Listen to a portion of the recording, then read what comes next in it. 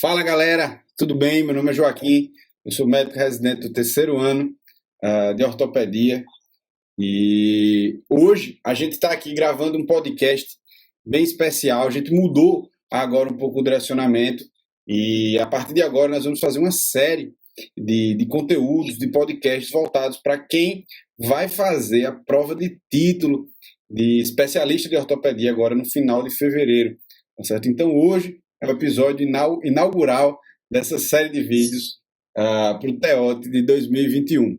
Certo? A gente está aí com o nosso colega Ricardo Vilar. E aí, Ricardo, tudo bom? Fala galera, tudo bem com vocês? Meu nome é Ricardo, estou aí junto com o Joaquim no Ortopedia OQM e como ele falou, a gente vai mudar um pouco realmente o direcionamento para falar um pouco mais sobre o TEOT e sobre as mudanças que a gente pode esperar do TEOT e assim, realmente fazer um conteúdo mais direcionado para ajudar o R3 que vai prestar essa prova ou até alguém que já acabou a residência, mas que vai prestar a prova. E hoje a gente trouxe aqui como convidado para falar um pouco sobre o TEOT, na verdade, para falar um pouco sobre os assuntos de trauma na prova do TEOT, Dr. Marcos Henriques. Dr. Marcos Henriques foi nosso R+, aí na residência, cara realmente muito diferenciado, que deixou muito aprendizado aí para a gente, ensinou bastante a gente, e a gente convidou ele aqui para falar um pouco sobre a prova de trauma no TEOT e o que esperar dessa prova. Então, Marcos, muito obrigado aí por participar com a gente. Valeu, Ricardo, valeu, Joaquim, pelo convite. Vamos bater um papo aí, falar um pouquinho do trauma nessa prova do TEOT aí, tão aguardada e tão temida por tanta gente. Verdade, verdade. Dr. Marcos, famoso Marquinhos, é um cara que ensinou e ensina muito pra gente. Então, vamos lá. Então, para iniciar, Marquinhos, o que é, Dr. Marcos? O que é que a gente... À vontade, fala, Marquinhos. O que é que a galera que vai prestar essa prova pode esperar da parte aí de trauma? O que é que tu acha aí que a galera tem que focar nessa reta final? O que é que geralmente vem caindo na prova de título nos últimos anos e o que esperar para a próxima prova? Então, assim, as questões de trauma são questões relativamente batidas já na prova, né? Apesar de ser o tema que a maioria das residências do Brasil tem mais vivência no dia a dia, se torna um assunto teoricamente um pouco mais fácil, é também o assunto que você tem mais facilidade de errar pela peculiaridade do que também é perguntado. Às vezes você se confunde por uma simples alternativa que troca o varo com valgo, falando, sei lá, em mecanismo de trauma, por exemplo, e você perde uma questão que teoricamente seria fácil, entendeu? Então, assim, o que eu venho observando como tendência nas provas do Taro, e tomando por base a prova que eu fiz do TEOT, é bem similar o estilo de questão. Então, é questão que remete muito à epidemiologia, a mecanismo de trauma mais comum, a tipo de fratura mais comum, a disposição do fragmento, para onde vai o desvio. Então, assim, e a correlação com a anatomia. Eu estou tomando muito por base o Taro. O Taro desse ano foi um Taro carregado, um Taro difícil de se fazer. E as questões de trauma se repetiram dos últimos 4, 5 anos, vem seguindo a mesma tendência, e na prova, pelo menos na prova do começo desse ano, foi bem similar. Foi nada que fugia muito do estilo de questão de Taro, não. Isso é uma coisa engraçada, né, que você falou a maioria dos serviços ter realmente uma vivência maior do trauma, mas que quando chega na hora da prova, o que é cobrado ali na questão, muitas vezes não tem nada a ver com o que você usa ali no seu dia a dia, né? E tem um chefe da gente, né, que ele costuma falar que assuntos fáceis, questões difíceis, e assuntos difíceis, questões fáceis, né? Eu acho que isso cai um pouco no trauma, né? Porque acaba que é um conteúdo mais fácil, porque a gente vê mais, né? Lógico que tem algumas coisas que são difíceis, mas é um conteúdo mais fácil, a gente acaba vendo mais. E aí, quando chega na questão, a questão geralmente traz um levantamento aí, um questionamento mais difícil, né, sobre aquele assunto. É exatamente isso. O caminho é mais ou menos esse mesmo. Um exemplo, uma questão que poderia ser realizada, e acredito que é uma coisa possível de ser cobrada. E pelo modelo que está sendo proposto para essa nova prova, como a gente não tem nenhuma referência desse modelo novo, eu acredito que as questões teóricas elas venham um pouco mais difíceis também. A prova ela é muito bem distribuída. Existem as questões fáceis, as questões medianas e as questões difíceis. E, naturalmente, a maioria das pessoas normalmente passa, algumas ficam para trás por poucas questões, mas a prova é muito bem dividida. Então, assim, você não pode se dar o luxo de perder uma questão fácil numa prova dessa, que o percentual de questões difíceis é bem alto, não é um percentual baixo. Um exemplo de questão: qual desses tipos de fratura é a fratura mais comum da diáfise do fêmur? Aí está lá a opção: oblíqua, transversa, cominuta e espiral. Se você não deixou passar batido quando estava estudando por algum resumo, pelo Rockwood, que a fratura oblíqua é a mais comum em 51% dos casos, você perde a questão. A questão ela não exige muito raciocínio, a questão de trauma normalmente. É uma questão de informação que é jogada para você e não é uma questão que cabe uma discussão. Ele não vai discutir, a placa onda em comparação com a placa em ponte. Pô, isso aí cabe margem para artigo e tal, então não é uma questão que levanta o debate. Normalmente são questões que perguntam no seco com resposta simples. Então, assim, você acha que o que a gente pode esperar da prova, especialmente ali da prova teórica, seria seguir o padrão, né? Tanto que já vem acontecendo no teórico, mas que também está mostrando no taro. Então, só para resumir aí, Marquinhos, o que é que a gente poderia focar mais no trauma? Mecanismo de trauma, esses dados Mecanismo de trauma, epidemiológicos também, né? Que eu acho que é algo que isso, porcentagem. muitas vezes Total. muitas vezes a gente deixa até um pouco de lado, mas é importante focar tanto em mecanismo de trauma, mas também em epidemiologia, além daqueles debates que são mais amplos que a gente já sabe, né? Sim, com certeza. Olha, é uma coisa que quando eu estava estudando e montava meu material para estudar depois, para facilitar meu estudo, um resumo, eu me prendia muito a determinadas informações que eram bem marcantes no meio do capítulo. A exemplo, quantos por cento, isso é uma questão que já foi cobrada de diversas maneiras diferentes, mas quantos por cento das fraturas do fêmur são expostas? Aí tem lá, vai aparecer 16, 20, 50, 70, e você fica meio na dúvida. É horrível você decorar assim, um número, mas se a bibliografia está lá, ele pode tirar qualquer número daquela bibliografia recomendada. Então vai ter lá a resposta, 16%. Quantos por cento das fraturas do anel pélvico acometem a população geriátrica? Isso já foi questão também de simulado, de taro, lá, 22%. Então, assim, são números, é informação praticamente irrelevante. Mas aí, então, outra dica. Então, outra dica aí que aí você está dando seria quem está estudando, aí, especialmente nessa reta final, quando está preparando seu material, que pega esses valores, assim, é uma coisa. Você deixa registrado no seu resumo, porque isso aí pode lhe ajudar lá na frente. Às vezes, só o fato de você escrever aquilo faz você lembrar, né? Com certeza. Você escrever, ficar revisando, ficar revendo o mesmo número. Uma dica que eu dou, que foi uma coisa que eu fiz, na véspera, um pouco mais próximo, lógico, você não vai só ver uma vez, mas na véspera da prova, dá uma olhadinha na questão epidemiológica de todas as fraturas. Você não gasta mais de 1 hora fazendo isso. Você vai ter os dados mais ou menos na cabeça. Pô, é surpreendente que 22% das fraturas de anel pélvico seja pela população geriátrica. Então, um dado que chama a atenção. Você dificilmente vai esquecer. Porque você esperaria muito menos. Algumas pessoas, outras não.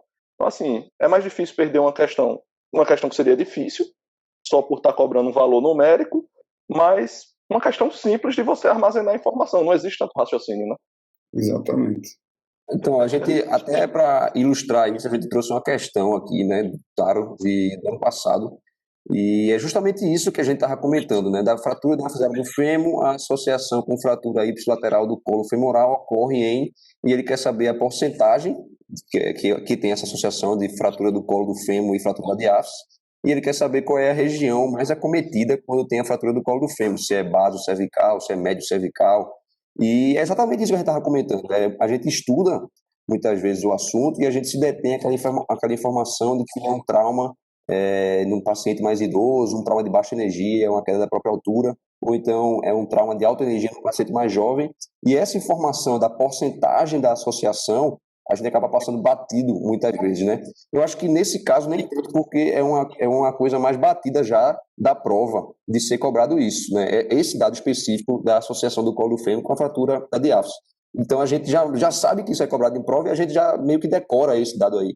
Mas isso pode ser extrapolado para outras fraturas, não é isso? Com certeza. Exatamente isso. Aquela coisa que a gente se detém muito aquela coisa do dia a dia e acaba passando batido nessas informações que são justamente elas que são cobradas em prova. É aquela coisa que a gente falou no começo. Assuntos fáceis, perguntas mais difíceis, mais capciosas, mais detalhistas, né?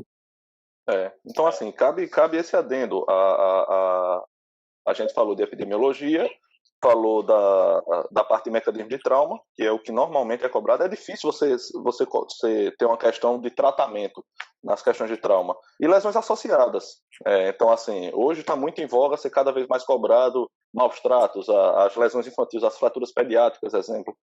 E a questão do politrauma também. Então, sei lá, uma questão que aborde um politraumatizado com a fratura do neopélvico, ele vai perguntar qual é a lesão mais associada e vai ter lá trauma torácico.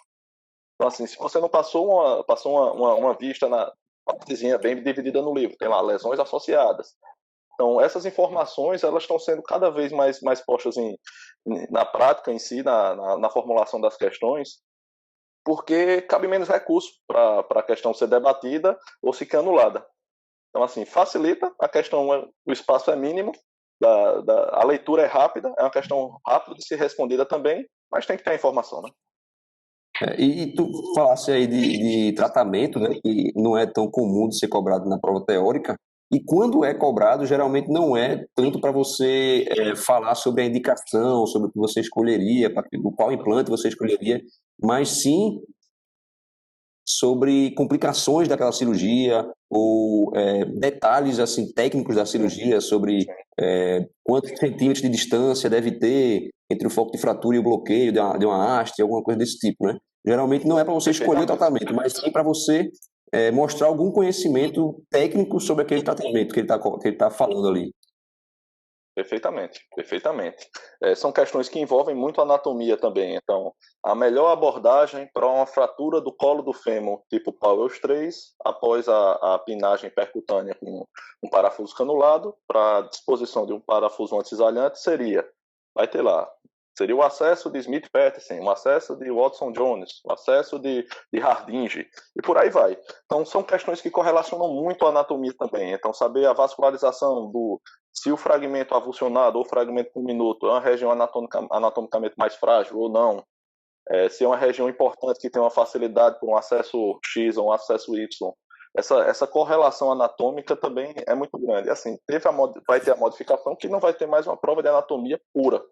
Não estava acontecendo nos últimos anos, né? Era exatamente isso que eu ia comentar agora. A gente ainda não tem, como a gente sabe, né? Nós não temos o edital ainda da SBOT, dizendo como é que vai ser. Mas aí as informações já estão rodando aí, a partir de algumas reuniões que tiveram recentemente. E aí a gente, pelo menos, acha que vai ser, é o que foi divulgado, né? Que vão ser 80 questões na parte teórica. E aí, dentro dessas 80 questões, você vai ter 3 horas para resolver, ou seja, média ali de 2 minutos e 30 por ali, por questão. E além da teoria, ele vai incluir isso, a anatomia. Então, diferente da prova do ano passado, né, Marquinhos? Que ano passado tinha uma prova específica de anatomia. Então, isso que Marquinhos acabou de falar, de correlacionar o trauma, correlacionar a via de acesso com a anatomia, eu creio também que é uma pedida realmente vir aí na próxima prova, não é isso? O que eu observei com bastante atenção na última prova é que questões do tipo a classificação um exemplo, Delbé e coluna, a que cursa com maior índice de necrose avascular iatrogênico ou secundária à própria fratura, as questões de classificação são cada vez menos utilizadas. As classificações são importantes mais para a prova oral, né? Para o estilo sabatina, né? Os antigos 16 casos, que também vai ser modificado. Então, assim, eu não me prenderia tanto a esse tipo de questão, mas não quer dizer que não vai ser cobrado. É cobrado também, mas são classificações mais diferentes. Eles não vão cobrar, exemplo, Classificação de trauma, eu acho bem improvável. É mais fácil ser cobrado uma classificação de osteomielite, uma classificação de escoliose. Eles podem cobrar Cierny-Meyer, podem cobrar a classificação de Lenk, por exemplo. Então, assim, são questões que exigem um pouco mais de raciocínio. Porque classificação de trauma, sinceramente, não tem muito o que ser discutido. É que a classificação de trauma gira muito em torno da classificação à hora, muitas vezes, né? Os ossos longos, tudo. Então é um assunto meio sem graça, vamos dizer assim, deles cobrarem. Mas eu acho que a associação, às vezes, de, por exemplo, uma classificação AO com outra classificação, eles querem saber o equivalente. Então, por exemplo, fratura do capítulo. Existem classificações específicas para a fratura do capítulo. E ele querer comparar ali qual seria a classificação AO de uma fratura do capítulo tal. E pode ser que isso aí pode ser que seja cobrado, né? Perfeitamente. Ou então Eu acho que a via seria essa. Ou então classificações muito conhecidas, por exemplo, classificação de Hawkins para fratura do colo do talos, que tem que fala muito sobre o prognóstico da lesão. Essas classificações assim mais específicas, eu acho que podem ser cobradas, né? Mas realmente classificação de um modo geral no trauma cai um pouco menos. Eu acho que classificação realmente cai mais em relação à osteomielite, sei lá, alguma patologia pediátrica, enfim. Em relação à classificação, eu vi algumas questões aí dos anos anteriores de Taro e o pessoal acha que foi do Teótiro, né, mas na reprodução da questão, que ele meio que relacionou, às vezes relaciona uma classificação com determinado tratamento, ou seja, não que ele vá perguntar diretamente aquela classificação, qual é a classificação 42A3, o que é que significa, não é isso, mas você vai ter que saber ela como base para correlacionar com outro tipo de questionamento, né? Então, assim, algo que a gente tem que ficar ligado. Sim, sim. O que eu acho mais provável de acontecer são questões do tipo que vem aparecendo até na prova do Taro, são questões de histologia e fisiologia óssea, além de biomecânica. Então, é bom estar preparado para uma questão do tipo correlacionar tratamento com cora, correlacionar tipos de tratamento. Tipos de tratamento do quê? Estabilidade relativa e absoluta. Qual é a função do parafuso anticisalhante? Qual é a função de um parafuso interfragmentário? Quando eu uso uma placa? E por aí vai. Inclusive essa questão aí, né, Marquinhos? Eu acho que foi desse ano do Taro, que ele perguntava sobre a placa de neutralização, qual a função, com função de proteger o parafuso de tração a forças de flexão, rotação, compressão, cisalhamento. Então, assim, você precisava de alguns conhecimentos básicos de materiais aí para poder responder essa questão, né? Isso. Os princípios de osteossíntese são coisas imutáveis, então, assim, são conceitos que não cabem tanto recurso, como a gente já falou, e isso aí é uma questão que é repetida, inclusive. Essa questão já caiu em outro taro, se eu não me engano, foi um taro de 2 ou 3 anos atrás. E daí a importância de você sempre estar fazendo questão, seja por livro, 1000 questões, questão de concurso, os simulados que muitas bancas aí acabam promovendo durante o ano para o R3, e além de todos os dados que for possível. Fazer todos os dados, a correção é perfeitamente possível, eles dão um índice de onde cada questão foi tirada, então a informação sempre vai estar lá para ser conferida. Essa questão aí foi do ano passado, na verdade, mas voltou a ser cobrada nesse ano, no taro desse ano. E eu acho que uma coisa interessante dessa questão é que assim, a gente sabe que a prova vai mudar, né? A prova que era oral, com as sabatinas, a prova de habilidades. Então agora vai ser como a gente mencionou, que provavelmente, não sei, vão colocar um vídeo, vão colocar um caso clínico, e você vai ter que responder alguma coisa discursiva ou teórica, ou de marcar X mesmo, né? Em relação ao que está sendo mostrado na imagem. E esse é um assunto que pode perfeitamente cair também na prova dessa, né? Porque assim, ele pode mostrar lá um cara fazendo um tornozelo e operando um tornozelo e colocar essa placa de neutralização aí e perguntar para você na questão, ele para o vídeo, ó, essa placa aí que a gente está usando agora, qual é a função dela? Como é que ela protege o parafuso? E você tem que falar, né? Ou então colocar uma placa posterior, em fratura, aquele traço característico oblíquo, né, do tornozelo, colocar uma placa posterior e perguntar como é que aquela placa está atuando ali. Então ele para o vídeo, mostra lá aquela situação e pergunta o que é que você acha que essa placa está funcionando como. Então é uma coisa que pode ser cobrada tanto na teórica, como já foi várias vezes, Mas na oral eu acho que é uma boa pedida também, né? A oral desse Perfeitamente. ano, que eu acho que assim, é até algo que a gente já estava discutindo, ela vai ser diferente. A gente vai ter 20 questões, pelo menos é o que disseram, né? 20 questões, você vai ter 1 hora e meia para resolver. E aí vai envolver, como o Ricardo falou, teoria e prática, mas aí ele vai juntar tudo, né? Ele vai falar de exame físico, ele vai falar de técnica cirúrgica. Então, assim, você vai ter que meio que formar, ter esses conceitos bem embasados para poder responder. Tá certo? Não vai ser oral, vai ser, pelo menos, vai ser discursiva, né, Por Ricardo? vídeo, né? Ele vai ser por vídeo, assim, né? Sei lá, ele vai colocar um vídeo, uma É, foto e você vai ter que responder. E vai ser 1 minuto e meio por questão, certo? Um Exato. minuto e meio por questão. dá para falar muita coisa. Muita coisa. Eu acho que esse modelo de questão é um modelo semelhante ao que acontece em um momento da prova de exame físico. O primeiro momento, normalmente, eram questões de marcha. Então, é passado um vídeo para todos os participantes do evento debaterem com seus avaliadores. Ele colocava uma marcha normal e você comentar as fases da marcha, qual é a musculatura que age em cada tempo, por aí vai. E no segundo momento eram apresentadas 2 ou 3 marchas patológicas e você discussão também sobre não só sobre a marcha em si, o que estaria alterado em relação à biomecânica de ação de musculatura, como também até de tratamento. Então, assim, o que poderia ser evitado, quais são as doenças associadas às marchas apresentadas. E eu acho que o modelo vai ser mais ou menos esse, só que não vai ter esse debate tão oral, vai ser apresentado o vídeo e vai ser pedido que faça ou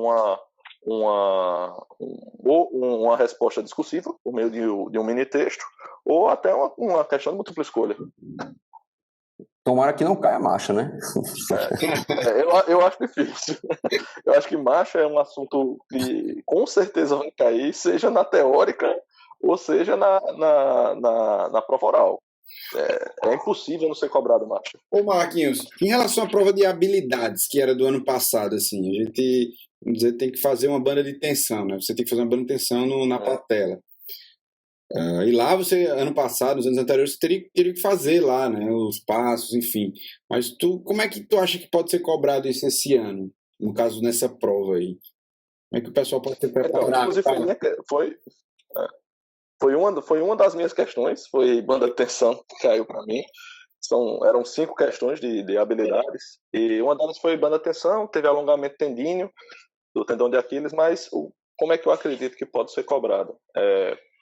Vai ser colocado o tratamento, pode ser cobrado a via de acesso para aquele tratamento, que tipo de estabilidade está sendo oferecida, o tipo de material e como atua o tratamento. A exemplo de banda de tensão, transformar as forças de tensão em forças de compressão.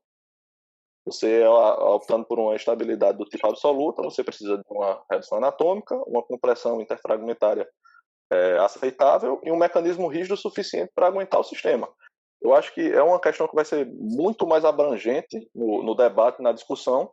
Dessa forma, pode se tornar uma questão um pouco mais difícil. Como você vai ter mais coisa para falar, para discutir, você tem mais chance de escorregar também em determinados temas. Então, eu acredito que a prova esse ano exige uma preparação ainda maior que dos outros anos, justamente pelo novo. Ninguém sabe como vem essa prova. Eu me colocando na situação de quem iria prestar a prova, no caso da eu nossa esperaria uma situação, prova né? mais difícil. Exatamente. Se me colocando na situação de vocês, eu tentaria me preparar cada vez mais para uma prova mais difícil do ponto de vista teórico, a prova de múltipla escolha, e para as provas de habilidade, provas que envolvam raciocínios múltiplos. Então, você não ir só para uma prova de exame físico, você não ir só para uma prova de habilidades, você consegue compartimentar bem, dividir os assuntos na sua cabeça para o que você está falando. Não, dessa forma, agora vai misturar tudo. Vai ser uma prova do meio teórico para você misturar em uma questão só. Então você vai falar praticamente de todo o tema que está sendo pedido. For Eu fratura de acho patela, que alongamento tendíneo. Eu acho que uma coisa que pode ser cobrado, já que a gente não vai fazer a prova de habilidades, né? Assim, a gente não vai chegar lá para o cara pedir para a gente fazer uma banda de tensão, a gente não vai poder fazer isso, já que não vai ser presencial. Então, eu acho que uma opção, talvez, que eles estejam pensando, é nessa prova aí passar o vídeo de uma banda de tensão e, em determinado momento, parar o vídeo, ou até uma imagem mesmo, e perguntar qual é o próximo passo dessa manutenção? O que é que você deve fazer agora, né? Ou então, qual é um erro importante nessa fase? Sim. Entendeu? Eu acho que é uma opção que pode ser cobrada sim também. Abre muito espaço para muito questionamento, né? Ele pode paralisar o vídeo, apontar, ó, que músculo é esse? Ele marca uma estrelinha lá no músculo, ó, me fala que músculo é esse, qual a importância dele, aí dá continuidade ao vídeo, aí paralisa de novo. Aí esses túneis, é de baixo para cima, de cima para baixo, tem alguma vantagem em relação ao outro? É o tipo de questão que cabe mais discussão, diferentemente da prova teórica, que não cabe. É você ir à prova, resolveu. Mas essa discussão, esse debate em relação principalmente a tratamento, isso aí abre muito espaço. O que seria na prova discursiva, que antigamente eram 16 questões, hoje vai ser nesse novo modelo. E estamos aí esperando para ver o que vem por aí. Exato. Então, Marquinhos, era isso. Queria agradecer você aí por participar aqui com a gente. Você realmente foi um R+ exemplar. Ajudou bastante a gente até a aprender como se estuda na ortopedia e na traumatologia. Então, valeu demais por aceitar o convite da gente e tamo junto. Marquinhos, muito obrigado. Valeu aí. Você é a referência para a gente. Excelente ortopedista e foi um excelente residente R+. Agradeço aí por tudo. E só para a gente finalizar, o que é que tu diria aí para o pessoal que está na reta final para o TEOT, na parte de trauma, resumindo aí, o que é que ele deveria focar, como é que ele deve agir nesses últimos meses para a prova de título? O que é que tu acha aí? Então, assim, você que está se preparando aí para a prova, hoje você não consegue terminar um livro de trauma nos meses que restam. É muito difícil. Então você tem que focar seu estudo, seja ele por livro ou por resumo, mas focar nesses temas que a gente conversou, que a gente debateu aqui um pouco. Dá uma focada interessante na questão da epidemiologia, dá uma focada no mecanismo de trauma, na relação anatômica dos desvios das forças atuantes da musculatura em relação a determinada fratura, exemplo, subtrocantérica, exemplo, a fratura da cabeça do fêmur, se é mais por avulsão, se é por impacção. Quando é impacção, é anterior ou é posterior? Se é por cisalhamento, o fragmento vai para onde? Vai para posteromedial ou anteromedial? Esse tipo de detalhe, esse tipo de nuance é muito factível para ser cobrado. E deixar um pouco mais de lado nessa reta final para a prova teórica as longas discussões de tratamento que existem nos livros. São páginas e páginas e páginas. Um exemplo, Rockwood tem 50 páginas só de tratamento de acetábulo. Então, assim, isso para mim é perder tempo para realizar a questão. Então, é tentar fazer uma leitura dinâmica, rever aquilo que você sente mais segurança, porque às vezes é nesse momento que você desliza. Às vezes você acha que está sabendo muito trauma, mas você faz um simulado ou pega 1000 questões para tentar refazer as questões e você vê o quanto você está errando. Então é bom nunca subestimar a questão de trauma. Nunca subestime. E fazer questão. A melhor maneira de você aprender é errando e treinando. Então você identificar seu melhor meio de estudo, se é assistindo aula, se é fazendo resumo, se é escutando um podcast, um áudio, alguma coisa. Você identifica a sua melhor maneira de aprendizado e treina e fica focando naquilo. Show! Marquinhos, bom demais. Obrigado aí pela presença novamente. Um abraço aí para todo mundo. Joaquim, só queria agradecer a Joaquim e a Ricardo aí pelo convite. 2 grandes referências da ortopedia. Com certeza, em breve, foram residentes, mas já são meus colegas e amigos já de longa data. Todo sucesso do mundo para vocês e metam bronca que o sucesso é garantido. Tenho certeza disso. Valeu. Boa noite, galera. Abraço.